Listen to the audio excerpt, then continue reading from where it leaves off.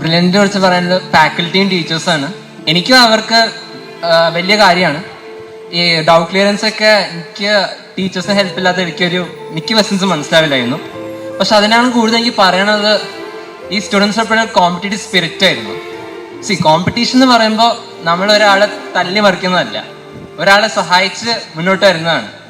എനിക്ക് എൻ്റെ ഹോസ്റ്റൽ എക്സ്പീരിയൻസിന് ഒരു അനുഭവിച്ച ഏറ്റവും നല്ല one of my best years ആയിരുന്നു.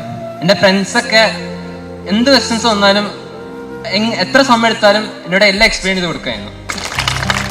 ഉദാഹരണം പറഞ്ഞ മോഡൽ എക്സാമിന്റെ ഒരു ദിവസം മുമ്പ് ഒരു ചാപ്റ്റർ പഠിച്ചിട്ടില്ല. ഞാൻ ഫ്രണ്ടിനോട് ചോദിച്ചു, എടാ 5 മിനിറ്റ് ഇതൊക്കെ പറഞ്ഞു തരാൻ പറ്റുമെന്ന്. അവൻ 5 മിനിറ്റിൽ പറഞ്ഞു. എനിക്ക് ആ ചാപ്റ്ററിൽ ഉത്തരം കിട്ടി. അമ്മാതിരി ഫ്രണ്ട്ഷിപ്പായിരുന്നു നമുക്ക്. എന്ത് വന്നാലും ഒരു ഫാമിലി ആയിരുന്നു നമ്മൾ.